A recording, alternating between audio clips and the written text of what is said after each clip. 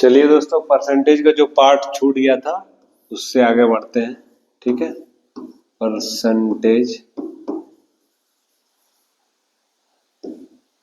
Part 2 है ये। ठीक है, इसमें क्या था, परसेंटेज। ठीक है, ये जो है आपको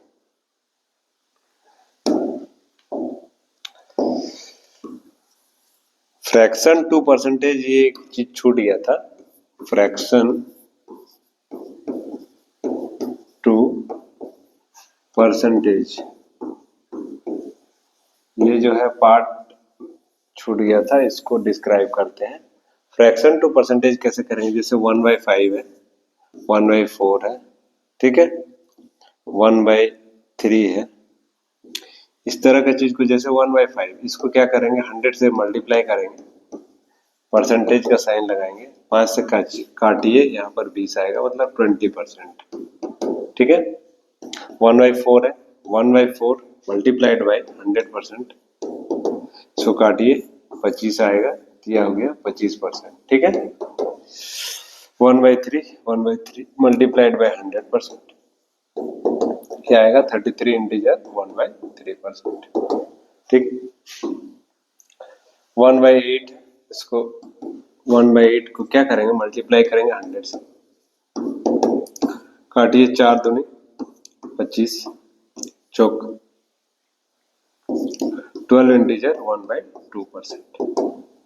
ठीक, इस तरह से हम देख पा रहे हैं, यह 1/6 है, मान लो, इक्वल टू 1/6 मल्टीप्लाई बाई 100, काटिए 3 बार में, यहाँ पे 50, 16 इंटीजर 2/3%। इस तरह से हम देख पा रहे हैं कि फ्रैक्शन से जब हम परसेंटेज में चेंज करेंगे तो 100 से गुना कर देंगे, परसेंटेज का साइन लगा देंगे। 1/5 equal to 20%, 1/4 equal to 25%, 1/3 equal to 33 integer 1/3%, 1/8 equal to आपका आ जा रहा है 12 इंटीजर 1/2%, और 1/6 इक्वल टू 16 इंटीजर 2/3%। ठीक, ये एक चीज हो गया, समझने वाली बात थी। अब अगले में चलते हैं। अगला क्या है, जैसे हम सवाल लेते हैं, सवाल आपका कहाँ गया, चलिए चीज को समझिएगा बस। ठीक है, ये आपका क्या सवाल बन रहा है उसको देखिएगा।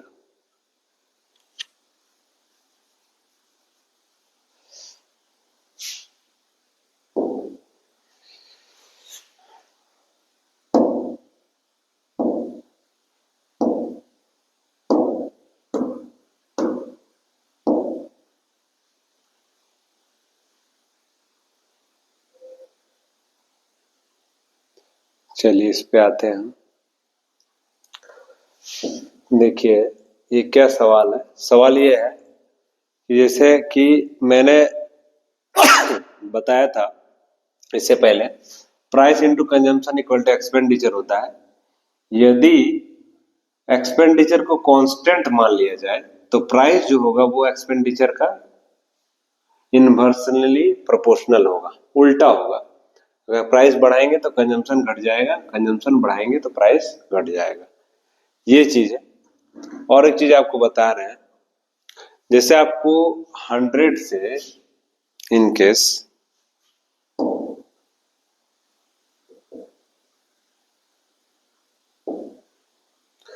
यदि आपको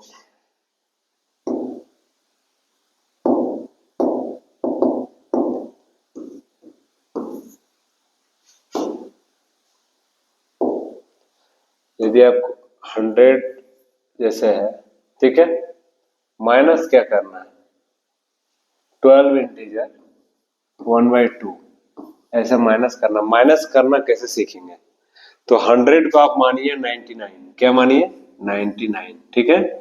99 में से पहले 12 घटाए, 9 में से 2 गया तो 7, और 9 में से 1 गया तो 8, 87 इंटीजर। अब देखिए ये नीचे वाले में से ऊपर वाले घटाना है, 2 में से 1 घटाइए तो 1, 1/2, ठीक है। एज इट इज रख देंगे तो 87 इंटीजर 1/2% हो जाएगा। इस तरह से आप देख पा रहे हैं कि यदि 100 से 16 मान लीजिए 100 से आपको क्या घटाना है 16 इंटीजर 2/3%, ठीक है, इसको घटाना है तो 99 से घटाइए। किससे? 99 से। 9 में से 6 गया तो 3, 9 में से 1 गया तो 8। अभी 3 में से 2 घटाइए तो 1 बचा और नीचे क्या बच जाएगा? 3 एज इट इज। तो 83 इंटीजर 1/3% हो जाएगा वो। चलिए अब सवाल में आते हैं। जैसे सवाल क्या है, किसी वस्तु के मूल्य में 20% की वृद्धि हो जाने पर उसके खपत पर क्या प्रभाव पड़ेगा यदि खर्च ना बदले। देखिए 20% का वृद्धि, 20% का मतलब क्या होता है? 1/5। 20% का मतलब 1/5। तो प्राइस जो है वो 1/5 मतलब 5 था और 1 बढ़ गया, ये वृद्धि है। 5 था वो कितना हो गया? 6 हो गया। ठीक, तो कंजम्पशन क्या होगा? खर्च नहीं बदलना, मतलब खर्च को कांस्टेंट रखना है। तो कंजम्पशन क्या हो जाएगा? 6 था पहले, ठीक है, अभी क्या हो गया? 5 हो गया। 6 था वो क्या कितना हो गया? 5 हो गया। ठीक, तो कंजम्पशन में क्या हुआ? कमी हुआ। कितने का? 1 का। लेकिन पहले कितना था? 6। तो 6 से तुलना करने के लिए 6 को यहाँ पर रखें। 16 इंटीजर 2/3 मतलब खर्च क्या हो, सॉरी, कंजम्पशन क्या होगा? 16 इंटीजर 2/3 कम हो जाएगा। इस बात को समझना है। चलिए आगे बढ़ते हैं। आई होप कि ये बात आपको समझ आ गई होगी। ठीक है, अब ये सवाल पे चलते हैं। जब 2 क्रमागत वृद्धि या कमी हो तब, यदि आपके पास में 2 क्रमागत वृद्धि या कमी अगर हो जाए तो हमको नेट वैल्यू निकालना है। तो क्या करेंगे? नेट वैल्यू निकालने के लिए एक फॉर्मूला है, x plus y plus x into y by 100। ये एक फॉर्मूला है जिसमें आप नेट वैल्यू निकाल पाएंगे कि नेट परसेंटेज में क्या हुआ, वृद्धि हुआ या कमी हुआ। मान लीजिए किसी चीज का मूल्य में 20% का वृद्धि हो गया तो उसके खपत में 10% का कमी हो गया। तो हम इसको कैसे निकालेंगे? कैसे निकालेंगे भाई? एक्स वाई पुट कर देंगे। एक्स ये वृद्धि है तो प्लस में रखेंगे और ये प्लस, उसके बाद ये माइनस आएगा तो यहाँ पे माइनस देंगे। फिर 20 इंटू मतलब एक्स इंटू वाई मतलब 20x है और y क्या है मेरा? 10 है।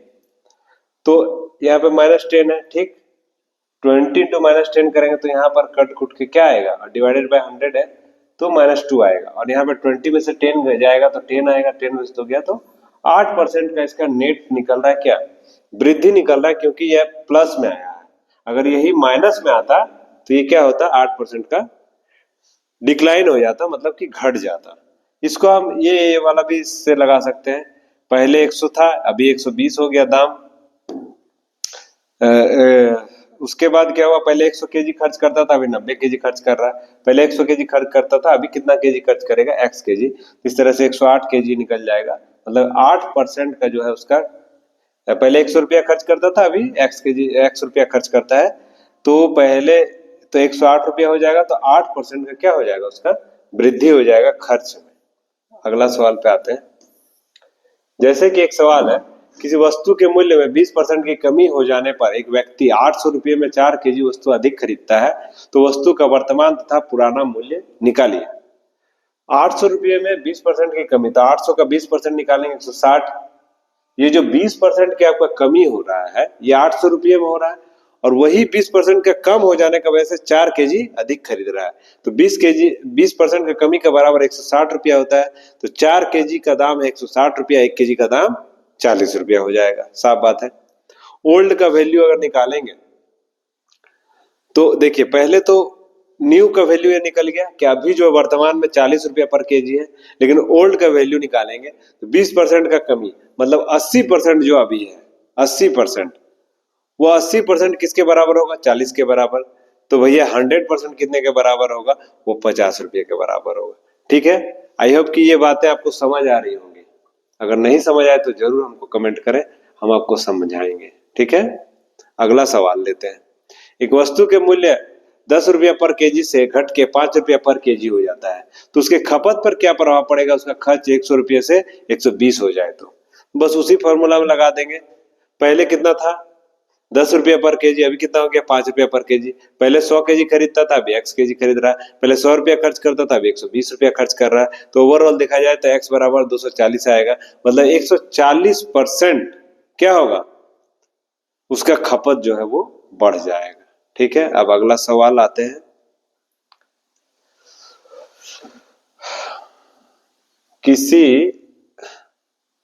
किसी वस्तु के मूल्य में 30% की कमी होने पर एक व्यक्ति ₹420 में 6 केजी चावल अधिक खरीदता है, तो चावल का वर्तमान तथा पुराना मूल्य निकालिए। देखिए 420 का पहले हमको क्या निकालना पड़ेगा, क्योंकि यहाँ पर कांस्टेंट है, ₹420 ही है।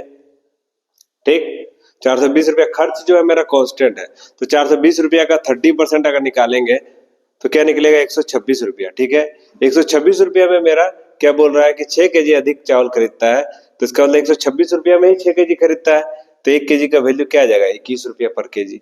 पुराना का बात करेंगे तो चूंकि 30% का कमी हुआ था, तो 70% ₹21 के बराबर है, तो हमारा 100% कितने के बराबर होगा, ₹30 के बराबर होगा। ठीक है, यहाँ पर एक चीज मैं बता रहा हूं, ये जो आपका 100% है, ठीक है, 100% कितने के बराबर होगा, तो भैया ₹30 पर केजी के बराबर होगा। 30% इस तरह से हम इस तरह से भी निकाल सकते हैं कि 30% बराबर तो 3/10, इसका मतलब जो प्राइस है वो ₹10 था, ठीक, पुराना, लेकिन ₹3 घट गया तो ₹7 पर केजी हो गया। कंजम्पशन जो है वो इसका उल्टा हो जाएगा, क्योंकि खर्च तो सेम है, तो भैया 7 यहाँ पर आ जाएगा और 10 वहां पर चला जाएगा। अब एक बात बताइए कि 7 और 10 में कितने का अंतर है, 3, तो 3 जो है वो कंजम्पशन में अंतर है, मतलब खपत में अंतर है, लेकिन यहाँ पर 3 के बराबर कितना आ रहा है, 6 केजी। यही जो 3 अंतर आ रहा है वो 6 केजी के बराबर है, क्योंकि 6 केजी अधिक चावल खरीदता है, तो भाई 3 बराबर 6 तो 1 बराबर 2। इस तरह से जो मेरा आ रहा 14 केजी का मूल्य क्या होगा, ठीक है, 14 केजी का मूल्य क्या होगा, 420, टोटल ₹420, उसमें से 14 से डिवाइड कर देंगे तो ₹21 पर केजी आ जाएगा। इस तरह से हम प्रेजेंट निकाल लेंगे, और उस तरह से हम जो है आपका क्या निकालेंगे, ओल्ड निकालेंगे, और उस सॉरी प्रेजेंट निकालेंगे, और उसके बाद ओल्ड भी निकाल लेंगे। ठीक है, अगला देखिए, कलम का मूल्य 20% बढ़ जाने पर एक व्यक्ति ₹1 में 2 कलम कम खरीदता है, तो वर्तमान में ₹1 में कितना कलम उपलब्ध है। तो देखिए 20% का जो वृद्धि है, अभी हम बताए कि 20% मतलब 1/5 होता है।